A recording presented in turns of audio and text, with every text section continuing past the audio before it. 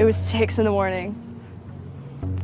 I got a knock on my door, a really loud knock, and I thought it was my dad who had locked himself out or something.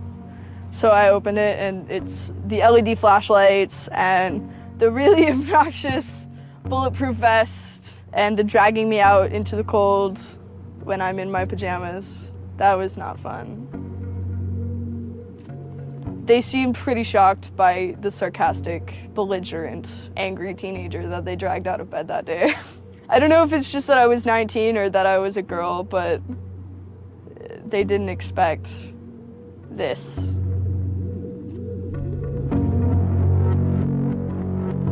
"10,000 angry kids, whoever they are, they scared the shit out of some people those days.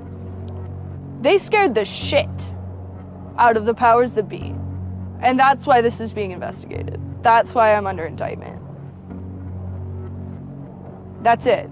Because between the days of December 6th and December 10th, 10,000 angry people proved to the government that their regulations, their ideas, their view of PayPal, their view of WikiLeaks, their view of the Afghan war and Egypt and Tunisia and Libya, it didn't fucking matter.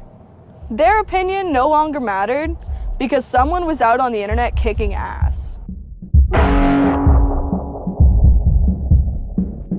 The computer hacker group Anonymous is claiming tonight that it took down the website of the Federal Appeals Court in San Francisco this afternoon. They took down Senate.gov servers, they've taken down HB Gary. Sony's claiming they did $150 million worth of damage. So many confidential files that tonight, because of these hackers, can be in the hands of anyone. Visa, MasterCard, the PayPal situation. The criminals who hacked into Sarah Palin's private email. The Church of Scientology says Anonymous is a cyber-terrorist group of religious bigots. Anonymous and this other group called Lulz Sec.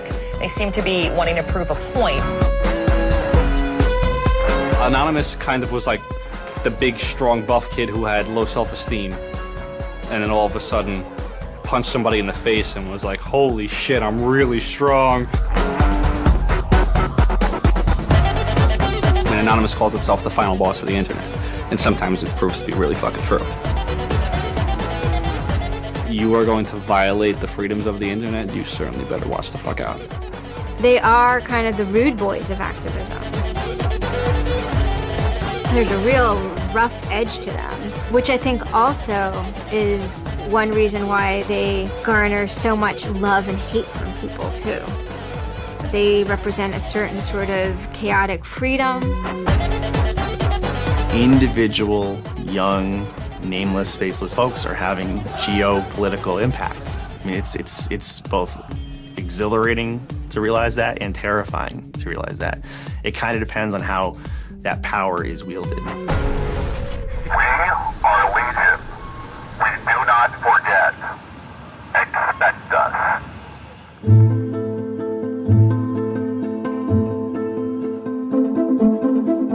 We stand for freedom.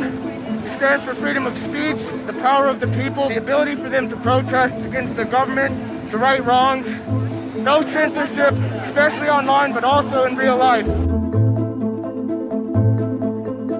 We have members throughout society and all stratas of it worldwide. Yet we have no leadership. It's one voice. It's not individual voices. That's why we don't show our faces. That's why we don't give our names. We're speaking as one, and it's a collective. Good timing. I would love to live in a country where the government fears its citizens and not the other way around. But right now, plenty of anonymous actors are in hiding because of fear of reprisals by the government. I've been called many things. There's unpatriotic. That we're just a bunch of children sitting in our parents' basement. I got called a terrorist sympathizer. We've been called kids, we've been called cyberbullies, we've been called hooligans, and sometimes those words aren't entirely unfair, but this is a serious political movement. No one, in the general public really seems to get it. What they don't seem to get is that the ability for Anonymous to be everything and anything is its power. Anonymous is a series of relationships. Hundreds and hundreds of people who are very active in it and who have varying skill sets and who have varying issues they want to advance and who are collaborating in different ways each day. They're a little bit like a prism or kaleidoscope. They've got many different facets and many different sides. Of course, when you spend enough time with them, you start to get a sort of feel or texture that's not just random, right? Yet it's very multifaceted, very rich, which does span from the quite lighthearted to the very, very serious. Bob Dylan had a line in a song just saying, to live outside the law, you must be honest. They might do something which isn't technically correct, maybe it's not legally correct, but they're doing it for purposes that in their minds at least are ethical. People who know what they're doing, who share an ethos, who have a commitment to exposing and humiliating the man, who have a very low tolerance of lies and what they perceive as evil on the part of overweening power structures. They share information, they share tools and techniques, and they are currently having a very good time. The hacker culture, as we know it, really sprang from one place. It was MIT, and it was specifically the people in the Model Railroad Club, the Tech Model Railroad Club. Hacking originated as humorous pranks. When the guys at MIT put a Volkswagen up on top of the dome of the building, and people woke up and saw the car up there in the morning, or they measured a bridge by the body lengths of somebody, I would say his name was Brian, and discovered the bridge over the Charles River was, 822 Brians. These are funny things. That's where hacking originated, and it migrated into engineering and computer communities. It's witty, it's pranks. Basically, Microsoft and Apple both got their entire start off computer crime. Bill Gates stole pretty much all of MS-DOS. Steve, Jobs, he was creating boxes to defraud the phone company, I always saw hacking as implicitly political. But hackers, whether they're conscious about it or not, whether they're explicit about it or not, make a statement about how we should treat information. And some years after my book came out, one of the people I wrote about, Richard Stallman, got very publicly and explicitly political about open software, and he believed that software should be free. Free as in freedom, not free as in beer, as he put it there. Behind it, whether misguided or not, there's a political impulse. Hacktivism was a term coined by a group called Cult of the Dead Cow. The Loft had an interesting relationship with the Cult of the Dead Cow. There was 3 members that were in both organizations. And we kind of kept the serious security research that they would do under the Loft name. And if they were doing some sort of just goofy stunt-like things, they would do it under the Cult of the Dead Cow name. Because the Cult of the Dead Cow was really kind of sort of like a propaganda type of organization. They had a guy who was the minister of propaganda. They're kind of merry pranksters. Everything they did was completely over the top. They would dress up like Mr. T sometimes. They would do rap songs at DEF CON, like a rap performance. One of the guys there, I think his name was T-Fish, short for Tweety Fish, coined the term hacktivism because he saw one of the things his group was doing, which he called hacktivism, was writing software that people in other countries could use to communicate securely, even if their government was spying on them. So the principle was it was freedom of expression. It was everyone should have access to the internet. Everyone should be able to communicate and get their message out on the internet. Even more important in countries where there was repressive regimes, that if you said something against the regime, they would come and take you away and you weren't saying it anymore. A good place to start are with what has often been called virtual sit-ins, which use the tactic of a denial-of-service attack. Denial of service has been around for a long, long time. The equivalent of if you for some reason wanted to disrupt a bus service, right? You can hire 1,000 extras to all go and line up at the bus station, right, and get on the bus. And so that anyone who was really trying to get on the bus couldn't do it, right? It's as simple as that. When you stop trying to visit, website goes back up, no permanent damage. And this tactic has been used by a number of different groups. Probably the most famous is the Electronic Disturbance Theater. Another really interesting case happened in Germany, where a group of activists got together who wanted to protest the fact that the airline Lufthansa were using their planes to deport immigrants, and they would take down the site. And in fact, eventually the German courts ruled that this was a legitimate form of protest. From airport security to subway bag checks, there's no question it's a new world post 9/11. It's worse now for humans post 9/11 because intrusion and surveillance, which is always going to be misused by those who can misuse it, has created a different kind of society in which freedom to move unobserved is a privilege only of the rich. Privacy is a privilege only of the rich. Hackers see the technology giving them sanction to buy that privileged exclusion as well. Intrinsic to the technology is the power to self-transcend and get out of the hump of the bell curve and move forward to a par with the masters of society and do battle with them on an equal level playing field. That's activism. Anonymous grew out of what's known as 4chan. And essentially, this is just a website where people can upload images and you don't actually give your name. It's just sort of anonymous. When you look at 4chan, you're often surprised because it looks like a site from like 1995 or something. The idea is very simple. You post a comment and you post a picture. And you can post under your name or anonymously. And it's separated into boards about particular topics. So there's topic on anime, there's topic on weaponry. There's like a 4chan board for origami, and you just upload interesting pictures of origami. And then there was a group called the B board, which essentially was for like anything goes. The first time anybody goes on B, it's kind of an instant revulsion. Because there's never a time that you go on there where you don't see something horrible. That instantly puts off a lot of people.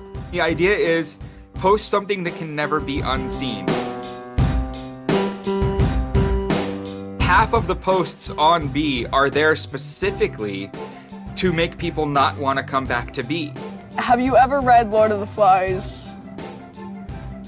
4chan, and especially B, is Lord of the Flies. Except some of them aren't 16 anymore, they're just allowed to act 16. It's what you get when people are allowed to express themselves with absolutely no restriction whatsoever. It's the kind of sum of human imagination when people can get together and think together without any limits or parameters. It's the most vile, disgusting, and funny thing on the internet.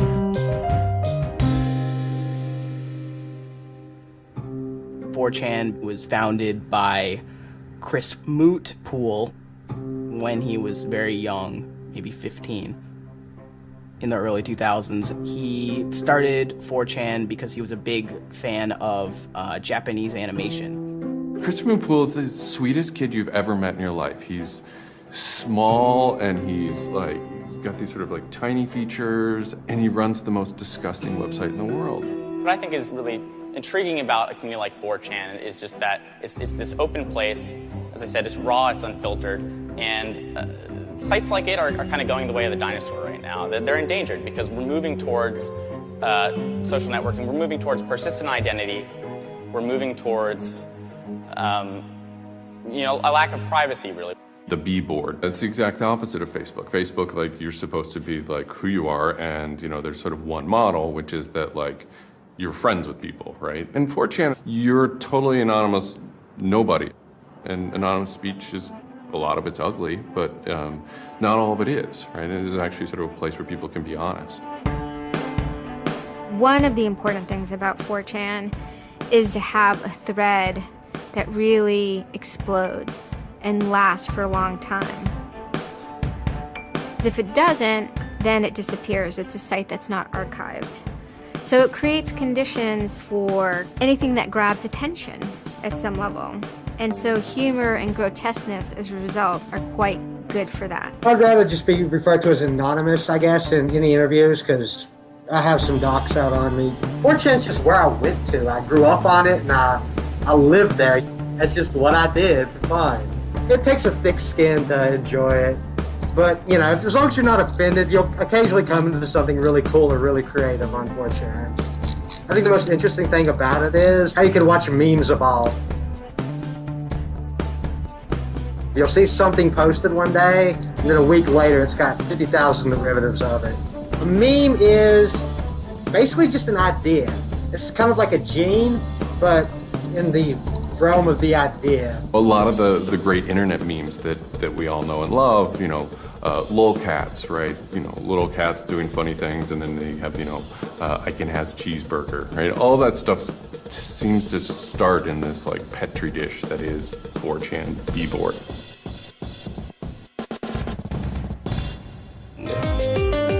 Say it publicly and your insane chocolate rain. Name any meme from the last about 6 years, and I'll bet you either in its first posting ever was on 4chan, or at least one of its earliest revisions that became what it was on 4chan. I can see the food situation is so we'll be on our way. It's basically the best breeding ground for internet culture, and as far as I'm concerned. With your neighborhood insurance rates, chocolate rain. 4chan is also very known for acts of trolling. Trolling is a fucking art. Trolling is getting the person you're talking to get as pissed off as they possibly can, and for no reason except for your own enjoyment. Maybe you're trying to illustrate a point, but it's mostly for your own enjoyment. For them, it's funny that like people think the internet is serious business, and if people think the internet is serious business, it's a troll's job to make their life terrible. The idea of anonymous came initially as a joke. I mean, somebody suggested that, what if the whole site, what if 4chan, what if B was just one person? And what if that's just one guy called Anonymous sitting somewhere, and you're just reading all these posts by one guy? And it kind of looked like that from the outsider's perspective. I mean, there's no way to tell the difference. It might as well be one guy. Fox News did a very famous segment about it.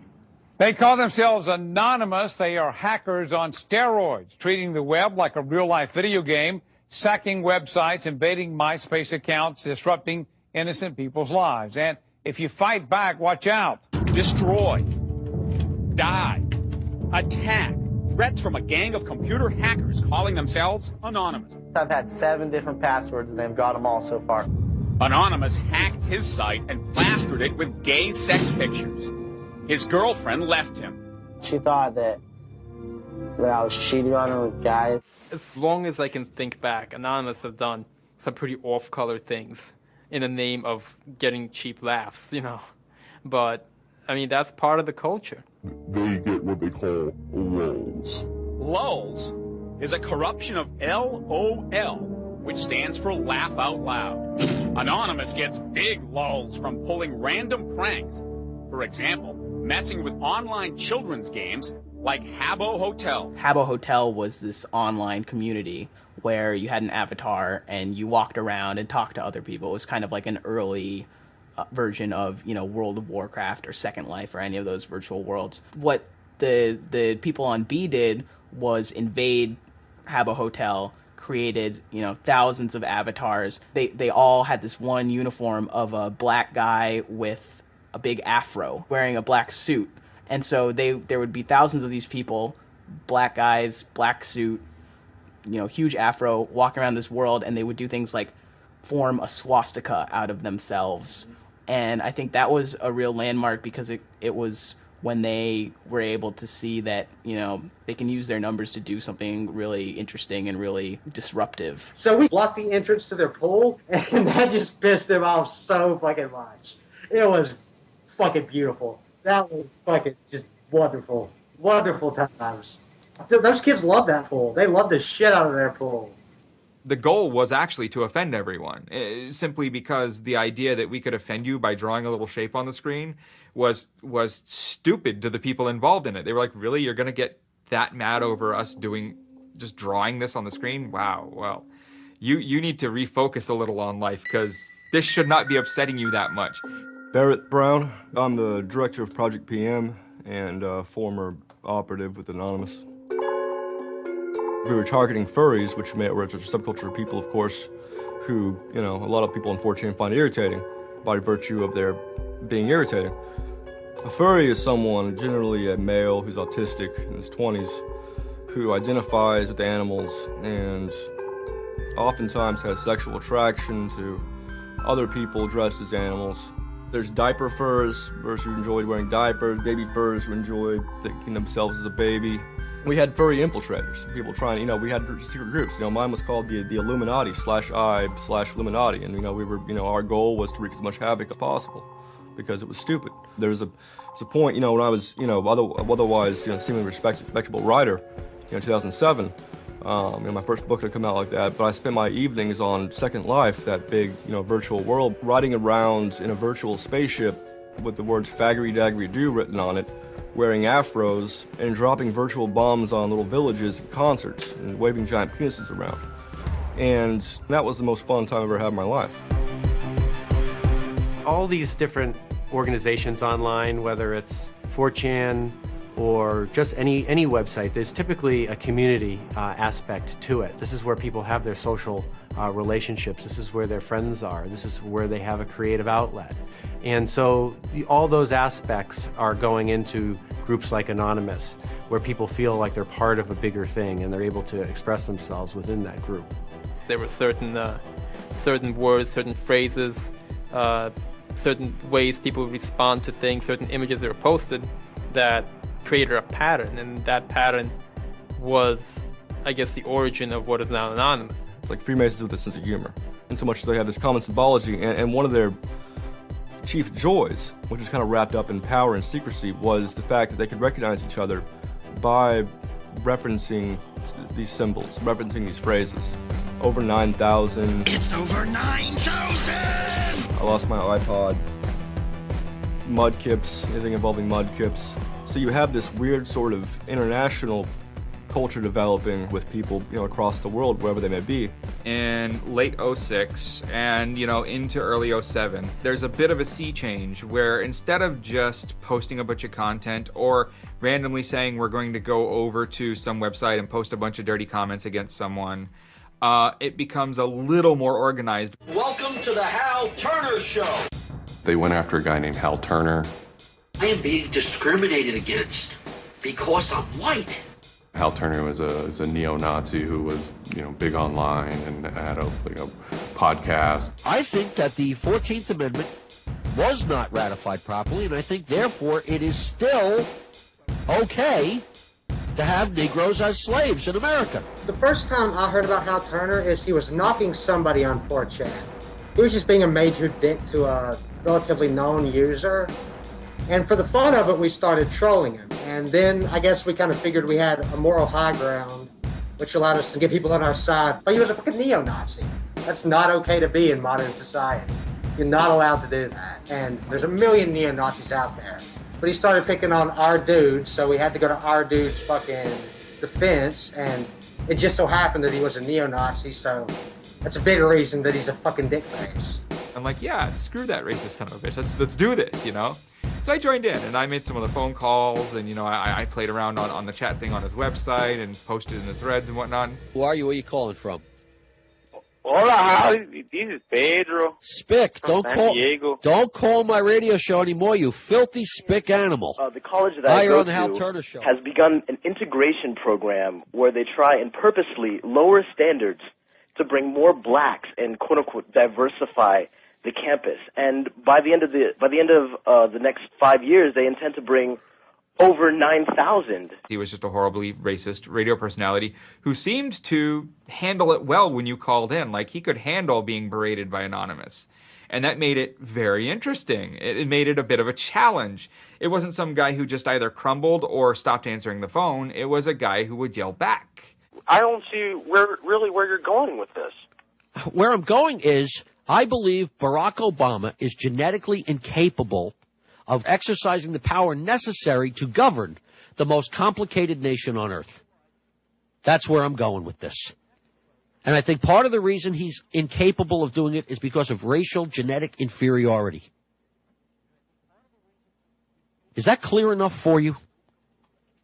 No, you changed the subject again. Wait a second, you asked Hal Turner me... wasn't the first, like, actual person that, Anonymous had caused trouble for, but the circumstances ended up being significant. They DDoS'd his website, stuff like that, costing him thousands of dollars, bandwidth fees. We DDoSed him, which is overflowing his server with packets and fake information. And then we kind of trolled him in real life. We sent countless pizzas to his house. We signed him up for escorts on Craigslist. We sent a bunch of pallets of industrial materials to his house, which he ultimately had to foot the bill for. And basically we destroyed his ability to pay for his radio show, and that took him off the internet. He was super pissed. And then they ended up getting some real hackers to help them out. Like, this wasn't sort of pranks. They actually were able to get into Hal Turner's private servers and his mail servers and find some interesting emails that he was serving as an FBI informant, which, if you're a right-wing neo-Nazi, is not a good thing to be. And obviously him being an FBI informant, and also his reaction, his sort of douchebaggy reaction to the raids, damaged his credibility within the white nationalist scene, which is a shame. Hal Turner's gone. He's been prosecuted by the feds for threatening judges. It wasn't supposed to be different, but it ended up being different. People who observe Anonymous see this group called Anonymous going after this white nationalists and say, oh, hey, look, Anonymous must be some kind of activist organization. So by virtue of those people joining Anonymous becomes more of an activist organization. What follows is a period of confusion and anger in which, the original Anonymous people, the sort who want to keep Anonymous as this nihilist, little, ridiculous group, are upset that now, that the most terrible thing on the internet is now becoming a force for good all of a sudden. Anonymous has never been about getting media attention or getting all of this attention towards it. I mean, it's a community, a pretty, sometimes insular community that just kind of kept to itself, made jokes and made content. But that was, of course, changed completely, just turned completely on its head when Chinology started. Anonymous began to become less of just a culture, people who wanted to perform pranks, and more of the internet's first army. I'm Mike Vitale, and my handle is Seth Dude. Now, this is January 2008. Anonymous is strong now. We're not a little dinky fucking group anymore. This is millions of people worldwide, and we're watching. And then Scientology stepped in with a big target on its chest.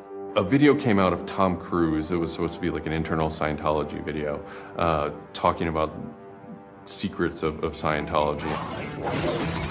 Being a Scientologist, when you drive past an accident, it's not like anyone else. As you drive past, you know you have to do something about it because you know you're the only one that can really help. It talks about you're the only one who can stop, bad things from happening. And so this is kind of widely mocked online. It circulated like wildfire. There's nothing part of the way for me.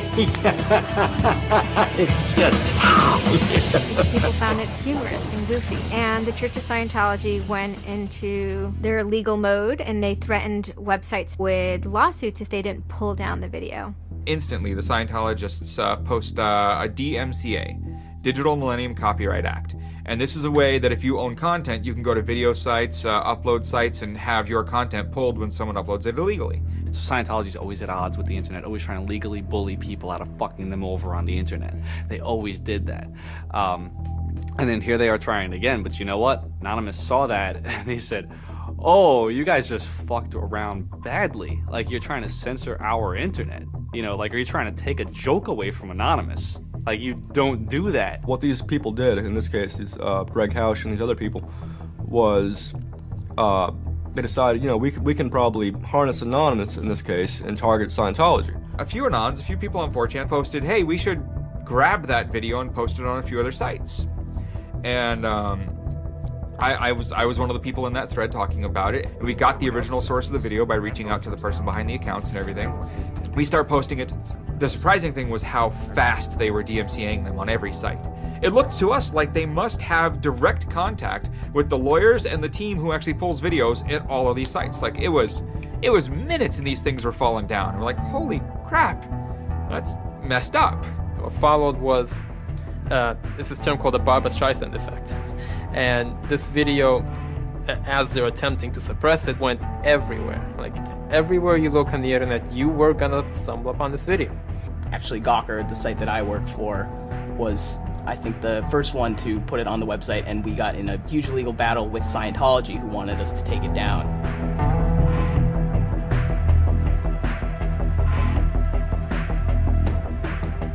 A guy joins the channel, and he says, you should all look at Gawker.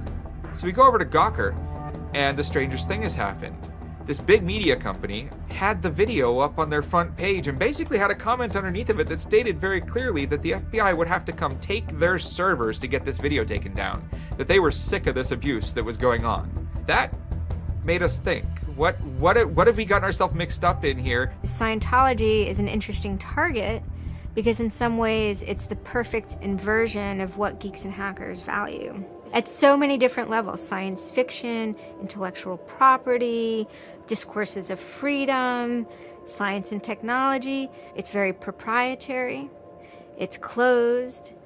And so in some ways, if you had something like a cultural inversion machine and you stuck geeks and hackers in there, you'd get something that looks a lot like Scientology. So it's quite offensive, and there's a real pleasure in attacking your perfect nemesis. We're just such polar opposites, with them being secretive and us hating secrets, and them being so inclusive and us being, anybody could say they're anonymous, and most importantly, how fucking self-important they were. They thought they were fucking untouchable. They thought that they were like their own little church mafia and shit, And Anonymous will, it's like a play toy now. We're gonna make you guys look stupid as shit. What really kind of dared us and set us off about Scientology is specifically the treatment of their critics. Anybody who says anything bad about Scientology is automatically some sort of criminal, some sort of crazy person, a drug addict. It's just that kind of mentality, that kind of, like, if anybody says anything bad about you, we're gonna fuck you over in the worst possible way. It resonated like this feeling of disgust within us. That was a big problem. That was the big problem. The censorship aspect of it. The audacity of this cult, this creepy cult, to go into our territory and tell us that we can't post this. No, fuck them. No, it's not gonna happen. And people who knew what Anonymous was to begin with were like, oh my god, Anonymous is gonna go to war with Scientology. This should be really interesting. Especially because it's two weird-ass groups. I mean, I've been an Anon for a long fucking time. I know Anonymous is really strange. They're weird, and the stuff we like is weird, and it's really not mainstream at all. Now you have Scientology. Also really weird. A lot of crazy shit goes down. Anybody on the outside who's seeing this is going, let's watch these two retards fight. Like, both their pants are gonna fall down, they're gonna triple, and it's gonna hurt everybody, and it's gonna be hysterical. And what happened was all these people who were geared up, the infrastructure was built to war with other Anons, said, you know what, fuck it. Everybody's gonna get together and pound the fuck out of Scientology. And then that's when 4chan kind of reared into action, really reared into action. And they started to troll the Church of Scientology. And this took the form of pranking the Dianetics hotline, ordering pizzas. Every fax number we get, we're sharing them all. Every number we get, we send black pieces of paper on a loop until we sold their ink. I go to call them on the phone and it's busy. And that's their main fucking Dianetics hotline. Their Dianetics 800 number, you can't get through because Anons have completely fucking clogged it. And just probably saying stupid shit. The whole idea was just you call them just to keep them on the phone. What's an Elron? How do I Dianetics my face? They were not expecting that, and they couldn't handle it.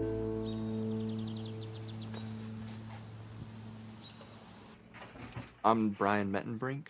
I always liked anything technical, mechanical, anything sciencey, really.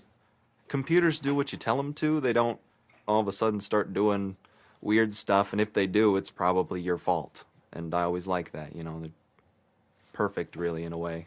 I had just gone to 4chan just on pure happenstance, and I saw a post about the Scientology thing, and I started looking up stuff, and I'm like, oh, this is actually for a decent cause. I think I'll, do this. You started seeing all the stuff in B, and I saw the stuff in B then. Everyone's going to DDoS Scientology. Everyone's going to bandwidth rape them. Anonymous Members have developed a distributed denial of service attack tool called low orbit ion cannon, which is taken from a computer game. Low orbit ion cannon is what's called an end game weapon in Red Alert.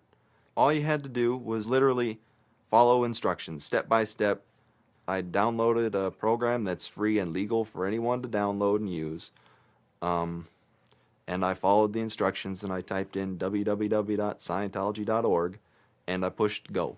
And what it does is it tells Scientology.org, in this case, it tells them to send their website to my computer about, I think it was 800,000 times in a weekend. And I'm pretty sure I probably took it down myself a couple of times. This tool is Low Orbit Ion Cannon, sometimes referred to as LOIC. I am actually not breaking any laws by using this tool against my own computer, 127.0.0.1, which is a non-routable address. But, of course, if I were to have attacked one of those other bigger sites out there, I would have severely been breaking the law and would have been doing it in a way that was quite easy to track. What you do is you put in the site, you see that the IP is correct, you make sure that all these settings are good, and you hit the button, and off it goes. It felt like you were making a difference. You know, just you yourself. And you didn't even have to leave your home, you know? You just sat at your computer and followed instructions and stood up for what you believe in, so to speak. You made your say in the world, and hopefully it turns out better for it. Yeah, that was some really crazy stuff to watch. To be sitting there in front of a monitor and you have just information just flying in front of you, and it's this unseeable internet war. And one of the guys said, we need to make a video. We have to make a video. Hello, leaders of Scientology. We are anonymous. When the video came out on January 21st, that was one of the first times that Anonymous as a culture started referring to itself as Anonymous as a movement, and declared that it was going to take down and destroy the Church of Scientology. That video probably changed everything. Knowledge is free. We are anonymous. We are legion. We do not forgive. We do not forget. Expect us. It basically looked like if a computer was going to tell you that he was going to beat the shit out of you, this is what it would look like. That one video, you really galvanized that moment of innovation. That's exactly like with that video, internet activism as it's known today was born. What the video was saying was, it's over. You're not going to be able to follow people back to their house anymore with impunity. You're not going to be able to just issue a cease and desist letter to any reporter who wants to write some shit about you that you don't like. You know, that's done with. Every time you do that, Anonymous is going to hit you harder. So we made a video named Call to Arms that said, we're going to the streets. Every major city of the world has a Scientology building. Be very wary of the 10th of February. Anonymous invites you to join us in an act of solidarity. Anonymous invites you to take up the banner of free speech, of human rights, of family and freedom. Join us in protest outside of Scientology centers worldwide. And you just see this consensus forming that it's going to happen. So we made the third video, the Code of Conduct. Don't bring weapons. Dress accordingly. Cover your faces, because they will try and find out who you are and screw with your life. Rule number 17. Cover your face. This will prevent your identification from videos taken by hostiles. Scientology has a history of harassing, stalking, and just generally doing horrible things to its critics. So people needed a way to hide their identities. A lot of people had very legitimate fears. They don't want to be followed home. They don't want to be stalked. They don't want to put their families and themselves in danger. Everyone was going, well, we're going to wear a mask. What's the only fucking mask that we all already know or have a joke about? And it's the Guy Fawkes mask. You see the movie V for Vendetta, you know, the ending scene where everyone's wearing the Guy Fawkes mask. That is very reminiscent of what Anonymous thinks Anonymous is.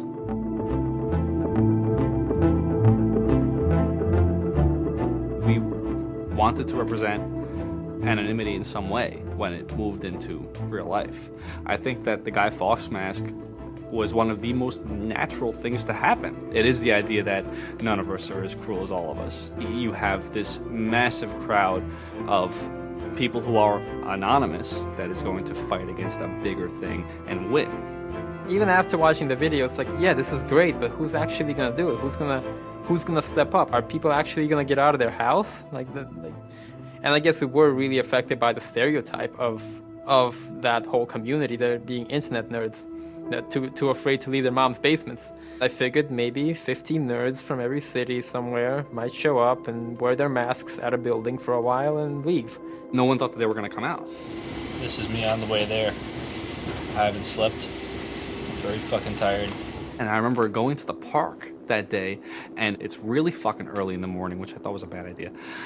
And I'm smoking a cigarette, and I'm looking around like, where the fuck is everybody? There's nobody here. So here I am, sitting in Bryant Park, waiting for the other announcers to show up. I remember thinking like, oh fuck, like, am I gonna be the only one in the park? Am I gonna walk to Scientology with fucking 6 or 7 people? Which totally defeats the entire purpose of this, because now they could single me out, you know? Then I get up and I start walking around and I see there's a lot of green balloons over there for some reason. On the other side of the park, there was like fucking 200 people. There was Guy Fawkes masks everywhere. And I'm like, holy shit, this is huge. There's a fucking lot of us. That's pretty good. I had no idea how many Anons there were until we started moving. And it just fucking got bigger. I remember walking through Times Square, and everybody in Times Square was an Anon. Like, and you know, this is like a fucking 1,000 person per like fucking minute foot traffic area. And everywhere I'm looking, I'm seeing fucking Anon symbols. It was fucking wild. It was really wild.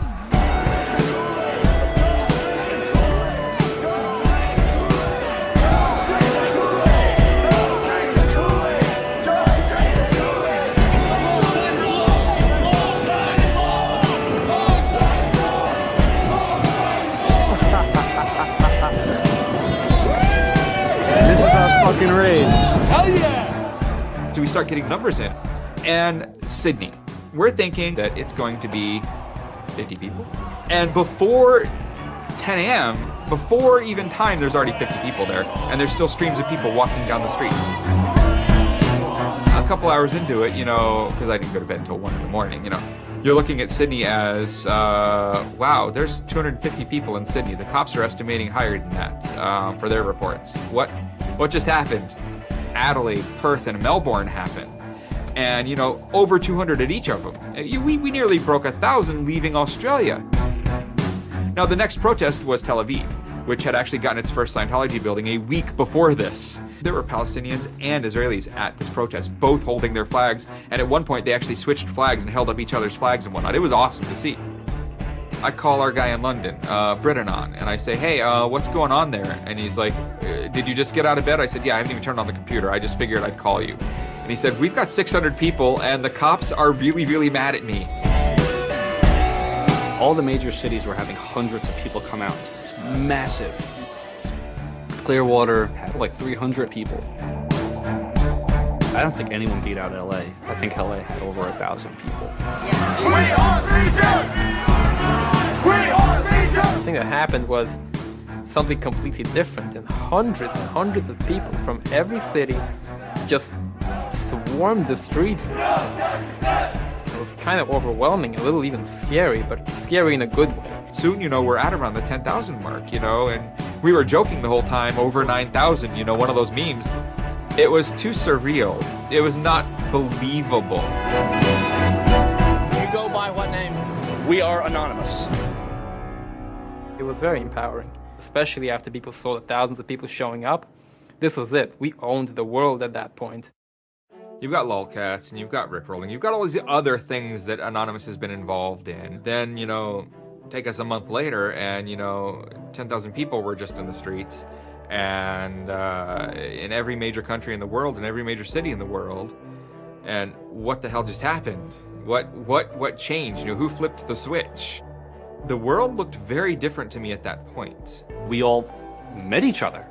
The idea of an Anon is you're fucking alone until you get to 4chan, you know, and then these people all think like you know, and all of a sudden you're not alone.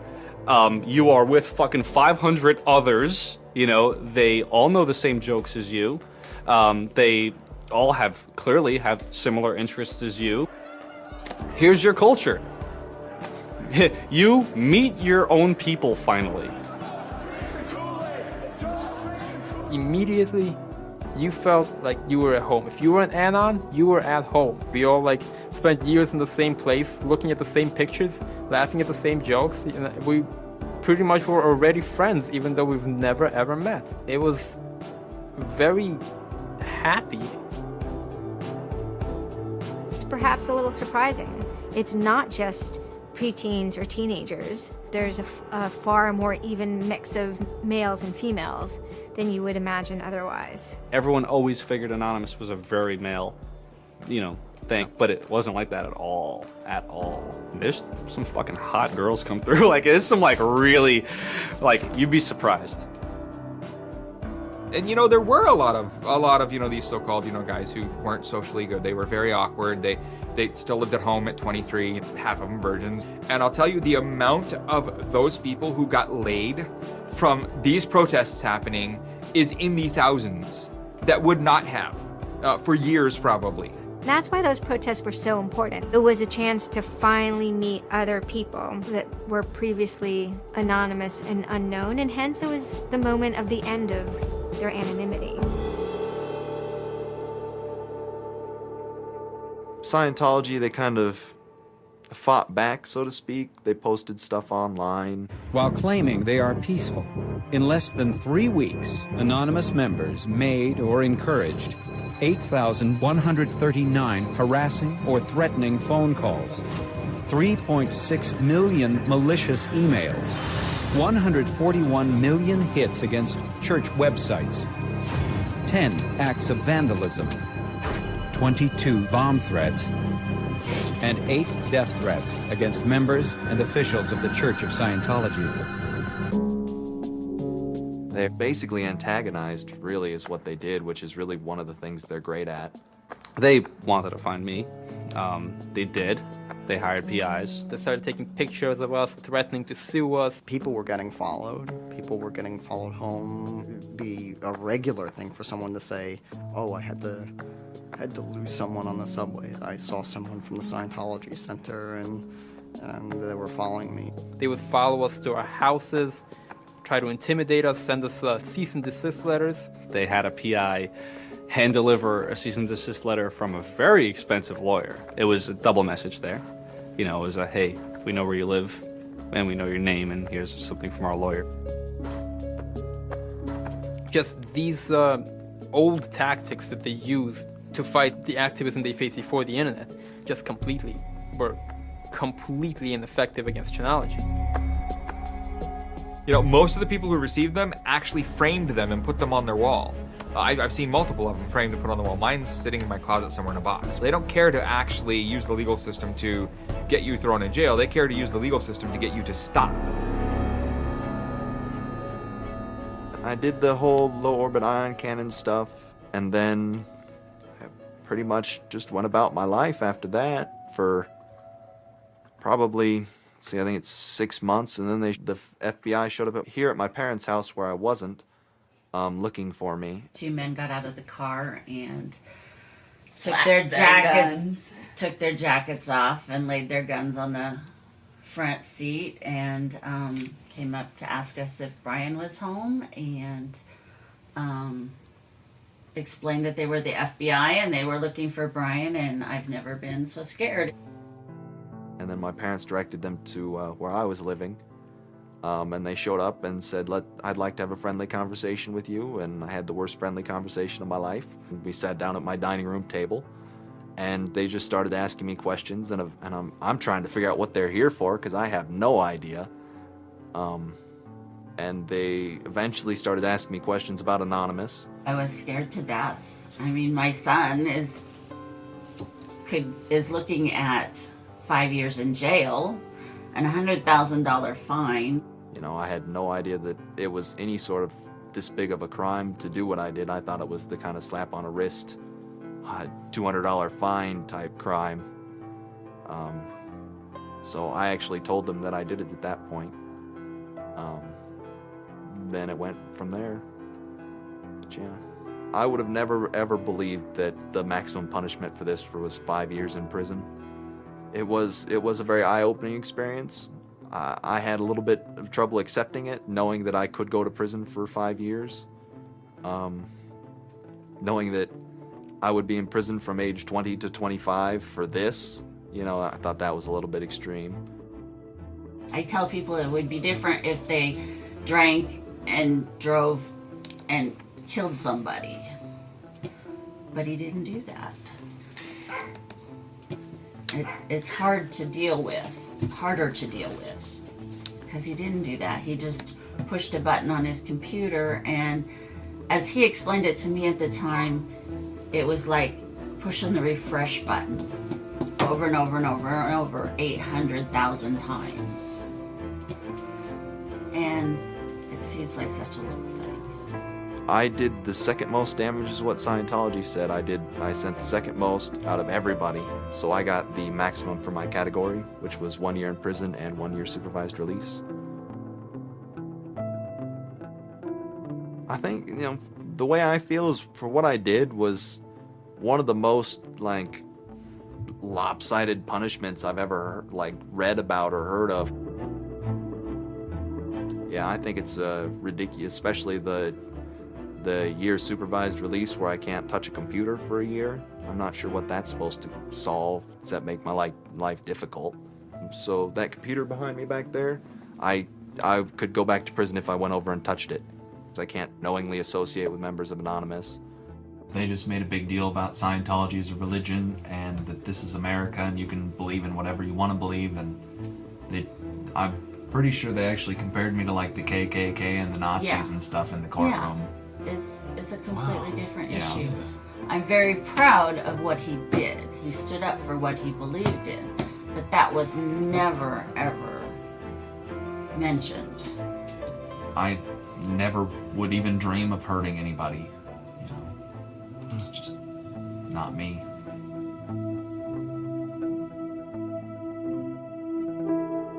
Prior to Anonymous, critics of the church still had to be very, very careful because of the aggressive lawsuits that were launched against academics, journalists, and other critics. I would say that era is over. And Anonymous, more than any other sort of intervention, is probably responsible for that change. This actually caused a decent rift in Anonymous. There was one big group, significant group of people who would say, this Chinology stuff, it's cancer, it's awful, it's bad, it's just bringing attention to us that we don't want. The trolling isn't happening, we're not getting our jollies. Like, now this is all really serious and moral and somber, and like, well, you know, that's not what I signed up for, that kind of thing. And then there are the people who were on the other side who are going, well, I only signed up for the serious and somber. You guys, go away. This is, you know, and, you know, there became this very fierce clash of ideologies, and it was alien to us. They decided, in their own words, which I was privy to because it was told to me, stop ruining our bad name. So to make Anonymous look bad, they go off and they post animated GIFs, animated images to epilepsy forums that are black and white, just strobing really quickly. So any of the epilepsy people on these support forums see it and they fall off their chairs, you know, in seizure. You start hearing this term moral fag. If you're not out there making epileptics have seizures, then you're doing it wrong. So you're a moral fag. Which is what I am, a moral fag. Those who want to use Anonymous as, you know, as a tool for good in some sense.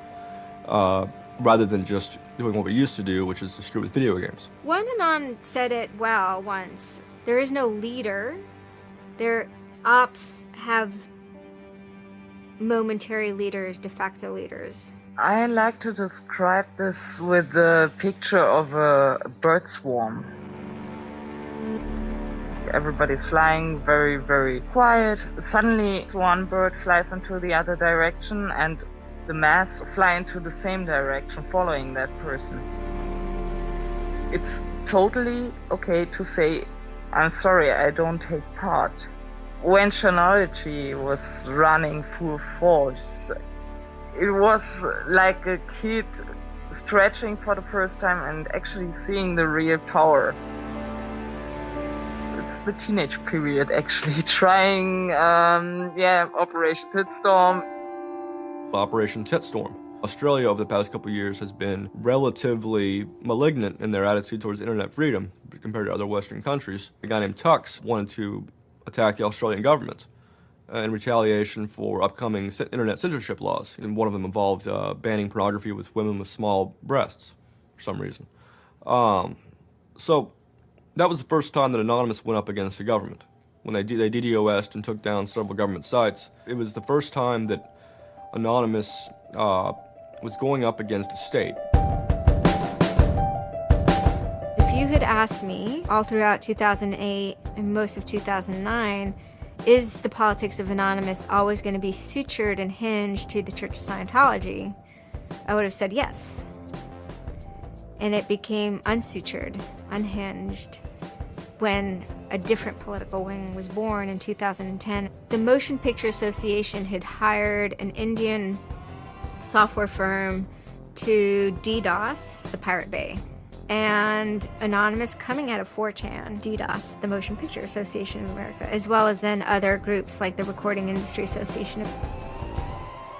It angered people for a lot of different reasons. I mean, obviously one of the reasons was that they were attempting to censor the internet. Another of the reasons, though, was that, you know, people in Anonymous had been arrested before for taking part in such attacks. Say on the Church of Scientology and other targets that there had been before.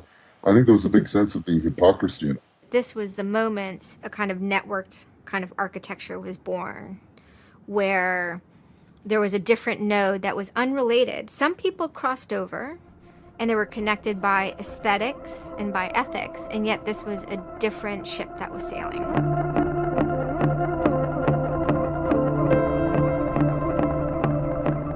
It is our task to find secret abusive plans and expose them where they can be opposed before they are implemented. The interesting thing about someone like Assange is that he actually also sprang from, you know, a hacker culture. It's a mentality of spreading information. Julian was Mendax. He was the greatest hacker that ever walked the face of the earth when I was a kid. I mean, they rumored he could move satellites around in space by hacking into NASA. I mean, you know, maybe it never happened, but I mean, it was, you know, it was a myth that kept young kids like me wanting to, like, you know, plug a computer into a modem and see if I can move some satellites around. WikiLeaks is an instantiation of the hacker ethos. Truth wants to be free, and we want to liberate it. WikiLeaks released a huge trove of diplomatic cables. There was a lot of controversy from every quarter of society. The WikiLeaks website released nearly 400,000 secret U.S. files on the Iraq War late today. It was the largest leak of classified U.S. files in history. The diplomatic cables show the U.S. is spying on its allies. Lots of things which were understood in private and may have been not even talked about explicitly. Suddenly they're out there in the cold light of day, and it's going to make some governments and some individuals very uncomfortable. He was showing the world a glimpse of how, you know, the powerful elite actually work. At least to some extent. I mean, these are fairly low-level diplomats sending messages back and forth, but it's a side of government you hardly ever see, and it's pretty eye-opening. And you know, once it's out, it's out. I think information wants to be free. But let's look at it. Let's analyze it. It's important that we know such stuff. It's important that we know what our governments do, and if they don't tell us, then somebody has to. There was one particular moment that really sparked the fire, and this was when PayPal, MasterCard, and Amazon pulled services for WikiLeaks. So all of a sudden there's no way to actually like process donations to WikiLeaks. And then people went and found like neo-Nazi groups. Visa and MasterCard were perfectly fine with you being able to, like, you know, PayPal being able to like make donations to them. But WikiLeaks, no. You can pay the KKK, you can donate money to the Westboro Baptist Church with your PayPal and your fucking MasterCard, but you can't give any money to WikiLeaks. And I think WikiLeaks is doing a good thing. It's just a total hypocrisy. They got their little fucking banking mafia to fuck, you know, WikiLeaks over. People were incredibly angry. There was a real sense of rage. I think there was a sense that WikiLeaks was exposing the lies that the government had told to the people, and now the government was desperately trying to make sure that those lies weren't exposed. And there was just an intense, I can only call it fury. If you're a hacker, it's one of those John F. Kennedy was shot moments, not to actually compare it to that, but it's one of those moments you always remember exactly where you were when you heard it. I mean, I just really never dreamed that they would have the audacity Anonymous very quickly moves into an attack mode. Anonymous DOSed PayPal. They were pissed. Cyber protests, sit-ins, however you want to look at it. DDoS is a tool that is a big giant, it's like driving a finish nail in with a sledgehammer. The numbers of participants were massive. And they managed over the course of a couple of days to disable the websites of MasterCard and PayPal. It was like watching the hack magician finally get a trick right, because you're not expecting it, and then it's magnificent. It was beautiful. Because what you had is people finally stood up for something. How long has it been since we had a huge, really relevant protest? I'm not talking Tea Party, I want to bring my guns in public. I'm talking 10,000 angry people said this is not right and I want to do something about it. Soon after, January 2nd, I believe, WikiLeaks was blocked in Tunisia. And Anonymous got wind of that. They then intervened, at first solely for the purposes of like stopping the kind of censorship that was happening. They did some DDoSing, and this was a time period where they were getting involved with what I would call non-internet-y social movements and building lines of solidarity. My name's Pete Fine. You can call me an internaut or a hacktivist. Telecomics is an ad hoc cluster of volunteer net activists who have spent much of the last year trying to keep the internet running in the Middle East. During that time, we saw the Tunisian government not only censoring and filtering the internet, but also doing some kind of technical trickery to steal people's Facebook passwords and delete their posts and see who was posting what and, you know, fake posts, stuff like that. Some Tunisian hackers came to us. They were members of Anonymous, and I didn't even know we had members of Anonymous in Tunisia, so it was a shock to me.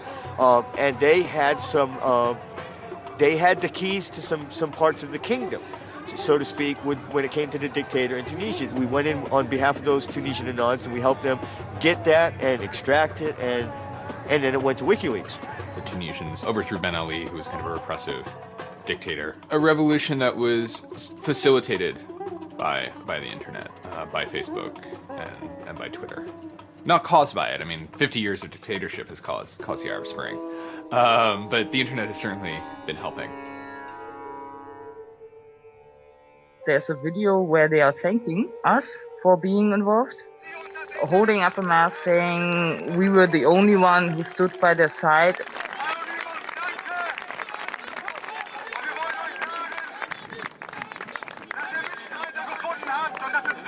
For me, it was awesome to hear that and to feel the connection. The same group of hackers that target anti-WikiLeaks sites have now turned their attention to Egypt.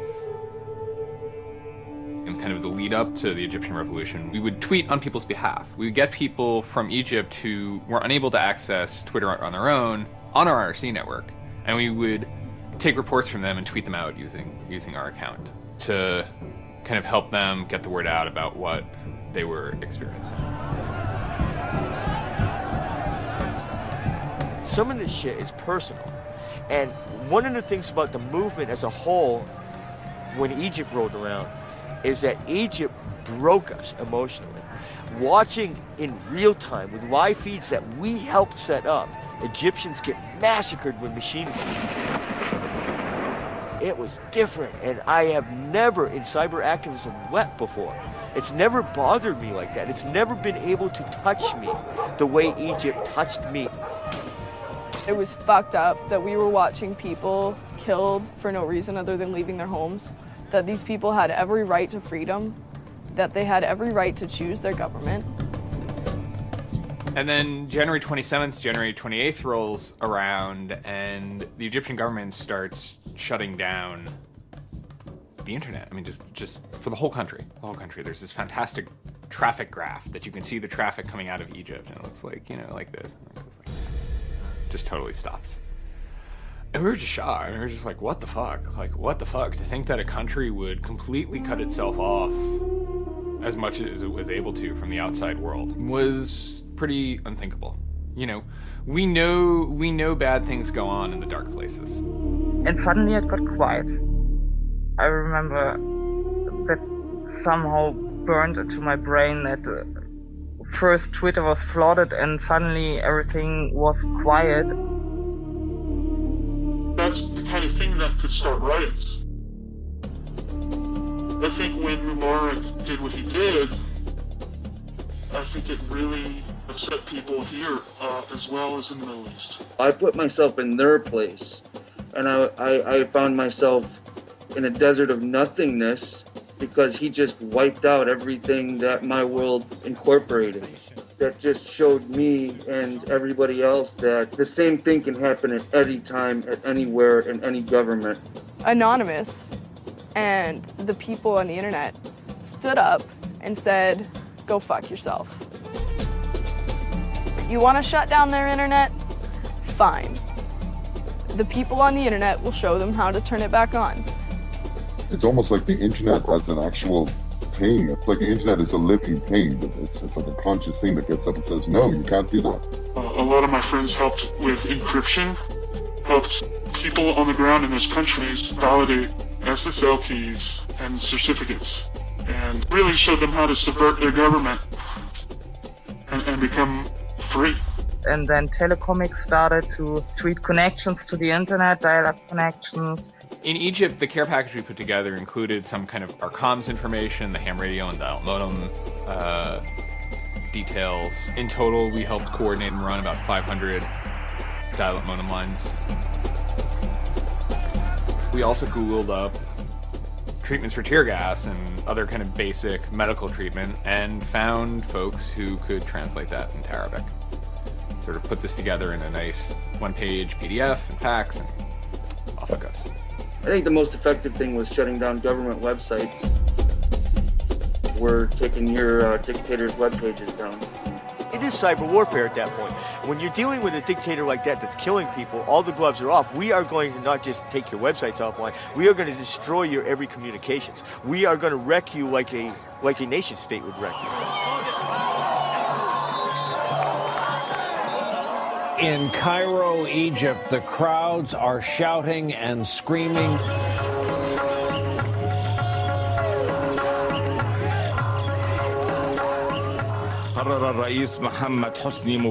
President Hosni Mubarak has decided to step down from the office of President of the Republic.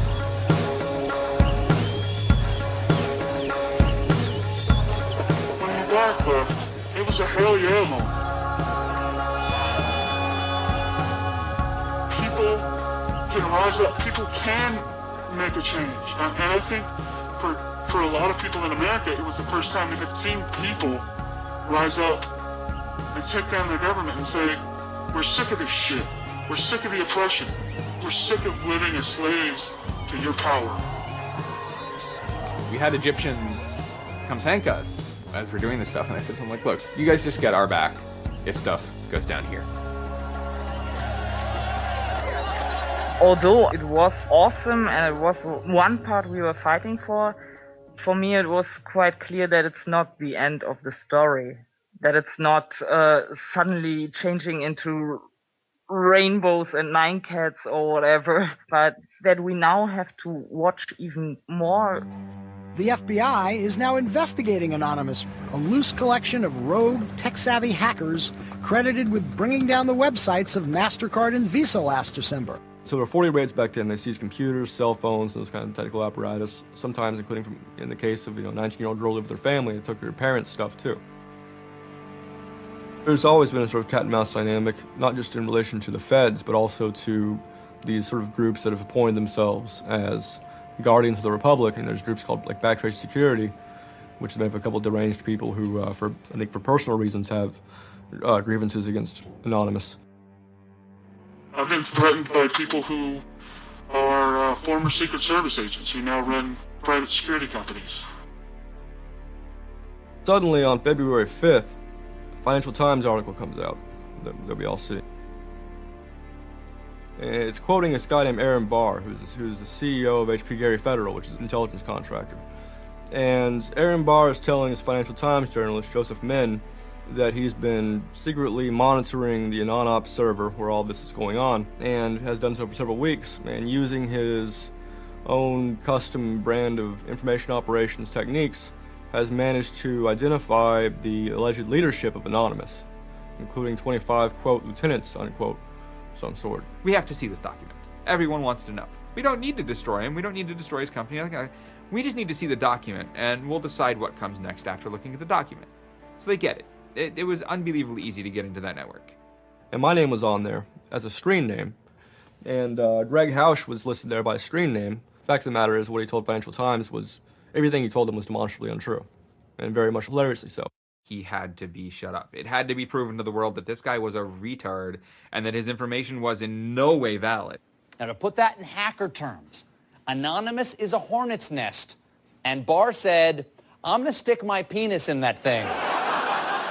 In a mere 24 hours, he was owned, pwned completely by a small group of participants who basically went on a hacking rampage. Faster than you can say, get these hornets off my penis.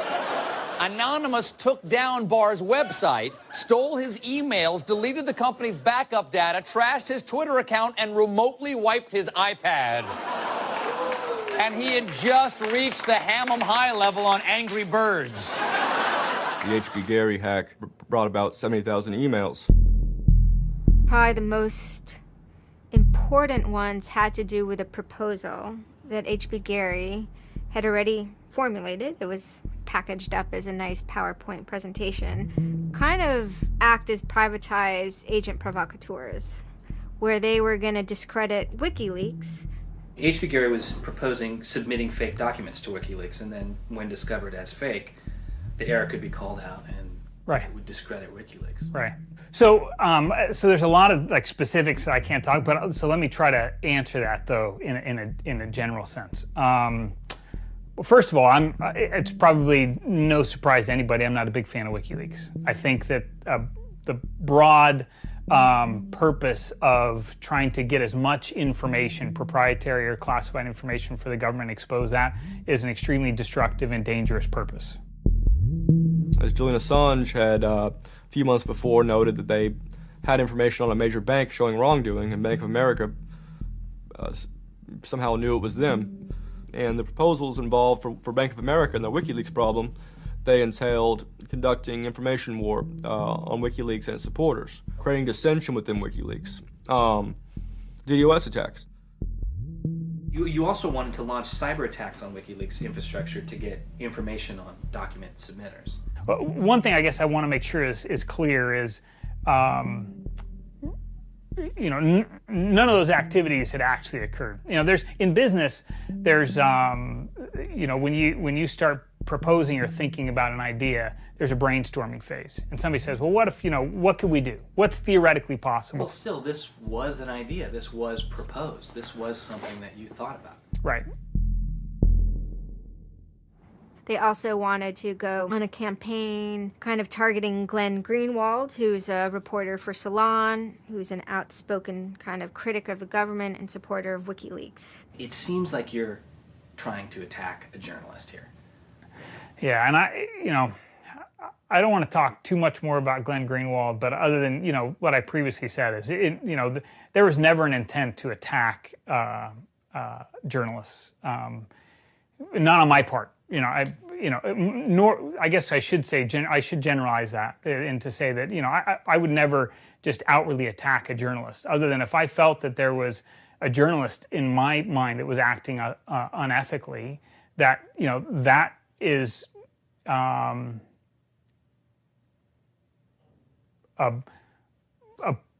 that's a fair game for having a public discussion about. They were walking a very fine ethical line at points, and in many cases, the mass opinion is, no, they stepped well past it. I will not support broad theft of information released to the public, because that's nothing but destructive. if somebody has information that's been stolen from them, and whether or not WikiLeaks encouraged the theft of that, or whether or not it was just put in their lap, still they're threatening to release the information that is the private property of another organization. So your choices are to just allow that to happen, or to try to stop it. How offensive is too offensive? We've certainly seen a lot of strategy coming out of governments across the world now saying, publicly admitting that they need to develop better offensive strategies in cybersecurity, because defense as a whole, it isn't enough. It never is enough.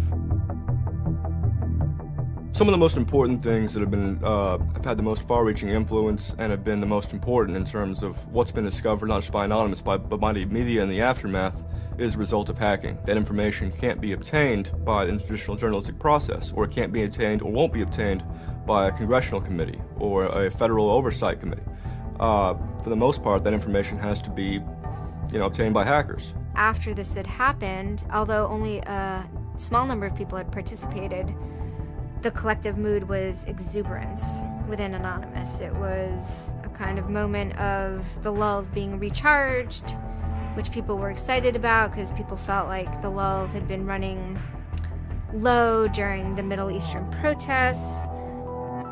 And so it was a moment of great triumphalism within Anonymous. Anonymous is currently targeting Sony's website. We are doing this because Sony is currently suing people for making features the PlayStation originally had available to the public. It started off as a denial of service attacks, but then someone really broke into the PlayStation network and stole all the user accounts and all the credit card information. Sony has confirmed that hackers broke into its PlayStation network, exposing the personal information of up to 77 million users worldwide. Anonymous basically bent Sony over and had their way with them, and the consumers were the ones that also got hurt in the process. 2 months of people not being able to use the PlayStations, that actually had real hardcore end-user impact. If they break into a site and they pull back customer information, do they really need to disclose 100,000 customers? No. What they're doing could be done a lot better. And when I say better, I mean better for the end user, for the customers, while still making a point. And then, kind of seemingly out of the blue, there was something by the name LulzSec that sailed into the seas. Well, LulzSec, it's sort of a group of a couple people, mostly from Anonymous, who, large part, were the same people who hacked HB Gary. And they decided to form this little group and just carry on operations sort of outside the purview of Anonymous for a while. They hacked whatever they wanted, they released whatever they wanted. It's almost like they had no rules. They just said, this is what we're going to do. We're going to stir up the cart. We're going to get some trouble. We're going to make some waves. And they did. What they did was they put on a play. Not high arts, not lowbrow either. It wasn't particularly, let's just say, grotesque. Their symbol was a kind of cartoon caricature of the Monopoly man with a monocle and a cigarette. There was a lot of iconography of boats and ships, pirate motifs, and then, of course, a cat. Chaos and mayhem. Right now, it's probably one of the right things to do.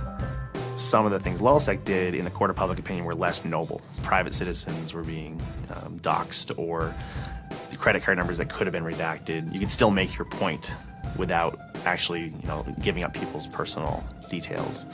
So the court of public opinion swayed that LulzSec had crossed lines that maybe the previous manifestations had not. Collateral damage, such as the release of docs and people's personal information who are just caught in the crossfire, really, of an anonymous confrontation, is something that a lot of anons don't really support. There was a lot of, infighting about it because their way, wasn't really our way. We will not attack the media. PBS's Frontline runs a documentary on mainly focused on Bradley Manning, the alleged leaker to WikiLeaks. And just for a lot of Bradley Manning supporters didn't like it. They felt it was a little too psychologizing, right? It was like looking a little bit more like his personal life than like why it is he leaked the documents and what the documents actually meant. They hacked a website putting a story that Tupac and Biggie had kind of escaped the world of celebrity fame and attention and retired quietly and discreetly in New Zealand. LulzSec, when they attacked PBS, that gave me the creeps, As a journalist, I'm not too thrilled with the idea of someone judging that we don't like you to write that. We don't like your reporting, so we're going to shut down your website. I'm uncomfortable with that. It could be me, and I could be writing something about a group that they didn't like. And, hey, I'm happy to sit and talk with them about it, but, don't shut my website down. This is obviously about freedom of speech, so attacking the press would be would sort of be a bit of a contradiction. So people always said, well, we shouldn't do that. And obviously LulzSec had a completely different agenda, so they had no problem doing it. They sort of saw themselves going out there, breaking into like anything, everything, governments, corporations, police departments,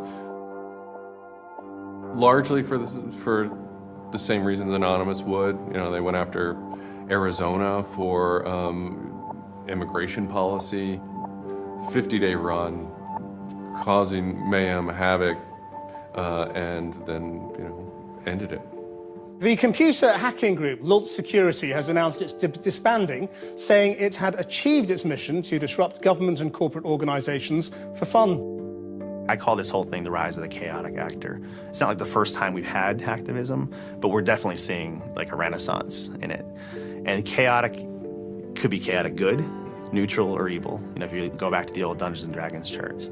And some people see Anon-Ops initially, let's stick with Anonymous, as chaotic good. They saw Operation Payback, or they saw attacking Scientology, and they say that's good. It's like Robin Hood, right? Chaotic good. Outside the system, but doing something good. Other people saw Anon as chaotic evil, like the Joker. They just want to see the world burn and doing potentially irreparable damage. And the truth is, yes, it's the entire column of chaotic.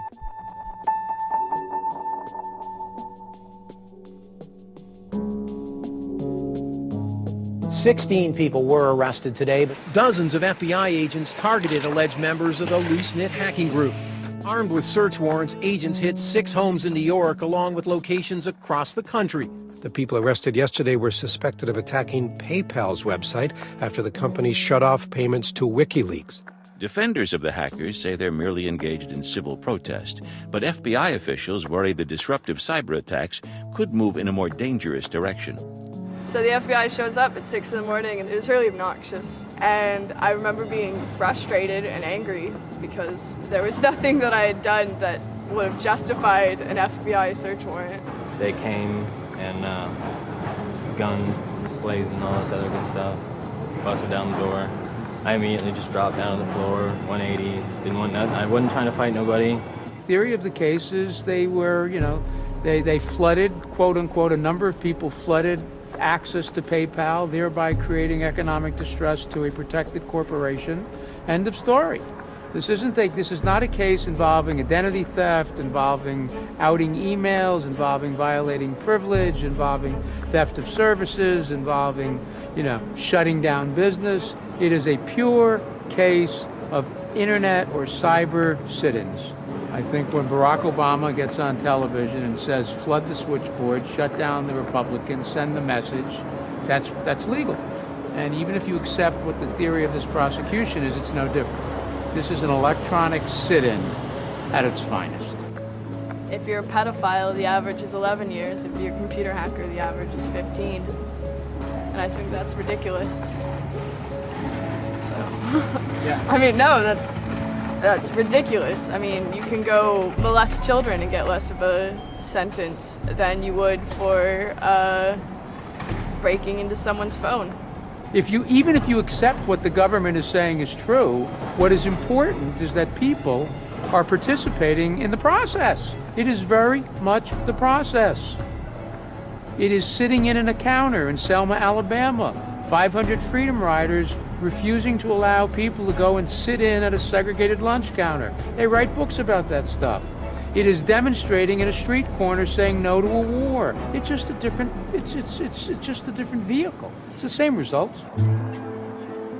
For 9 months I ran from my indictment, but they busted me. I went to jail, I bonded out, and then I held a news conference, you know, because as risky as that was and against my lawyer's advice, I wanted the world to know some fucking things about what's going on. I didn't want the feds to have the only voice in the dialogue. This document alleges that I am the notorious hacker activist known to the world as Commander X.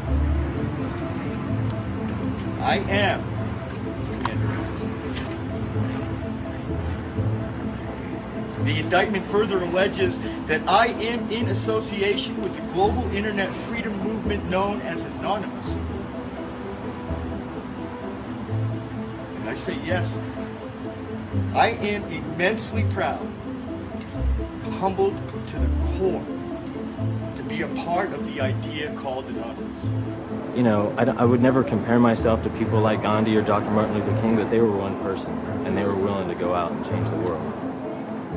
And their messages live on every day, through everybody.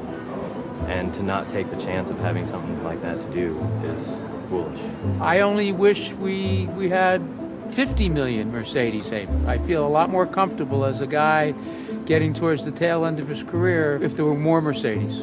There's always going to be legal consequence when you decide to break the law. That comes with the territory. And it would be naive not to expect that. The question is whether the punishment will be proportional to the crime. And I suspect it might not be. People will be watching very closely to see how these cases proceed, on what grounds, and whether there's any room during the trials to think, especially of the denial of service attacks, as a legitimate form of protest. So much of our lives are now configured, at least in part, on the internet, so we better start thinking about how we claim parts of the internet as spaces that we can also protest in. This is the point in history at which you decide whether or not protesting is possible online. You can stand up and you can say freedom of speech extends to online. We have the right to not be monitored by our government because of our opinions. It's up to you. You're in the position of Huck Finn. Do you remember Huck Finn at the end of the book? He's told he's got to take that slave and give it back. Two things will happen if he doesn't. One, legally, he'll go to jail because Jim is property. Two, he'll be damned eternally and burned in hellfire because he's in an evangelical environment in Missouri. And Huck smokes his corncob pipe all night and thinks about it. And next morning he says, well, damn it, I'll go to hell then. In other words, he discovered that in order to be an expert at ethics, you had to transcend the legal and sanctioned religious appropriate truths of the day in order to access the meta-truth of both legality and righteousness. Well, hackers see themselves as Huck putting down that corncob pipe and saying, all right, I'll go to jail. All right, I'll go to hell, but I'm going to do the right thing. I suppose the question you really want to ask is, would I do it again? And honestly, after thinking about it, I felt that I did what was right. I had a belief, I still do, that what I did was the right thing, and hopefully someone got some good out of it. You know, I'd love to think that maybe I stopped someone from joining a cult. You know, probably wouldn't tell on myself next time, but you know, I don't think I would have changed a single thing other than the whole talking to the FBI thing. Yeah, just the little detail that kind of changed everything. Yeah. I'm angry. Occasionally I have small breakdown moments of terror,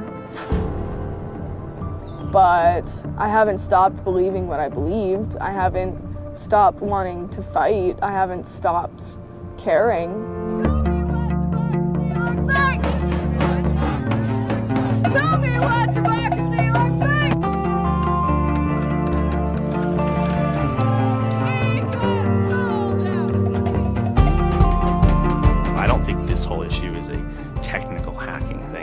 more about human philosophy and psychology. What's motivating us? Why is there so much unrest or disenfranchisement or anger that would lead people to want to take matters in their own hands and join these? Whether you think it's bad or not is irrelevant. It's not going away. I have stood upon the mountaintop known as Anonymous and looked down on a world inflamed with revolution.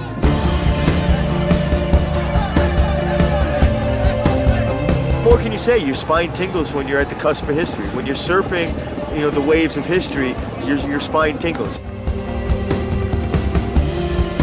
There's a lot of people in Anonymous who feel very deeply and very sincerely about their contribution towards democracy around the world.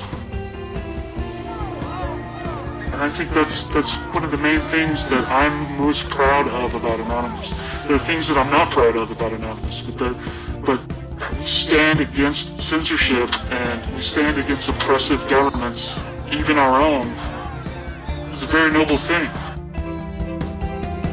If you have power in real life and you have money in real life, it doesn't fucking matter on the internet. What matters on the internet is your actual ideas, how smart you are, the quality of you.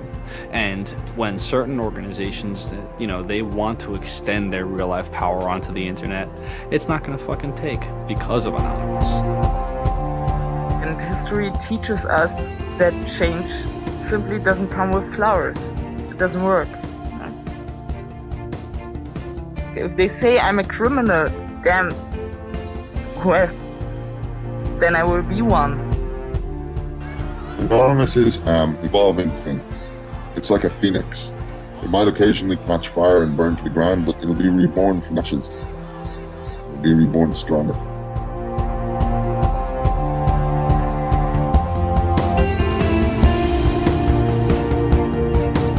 I don't care if you're a Democrat or a Republican or an independent, or if you like Ron Paul, or if you worship pigeons or Scientology, or if you're Catholic or atheist or Methodist.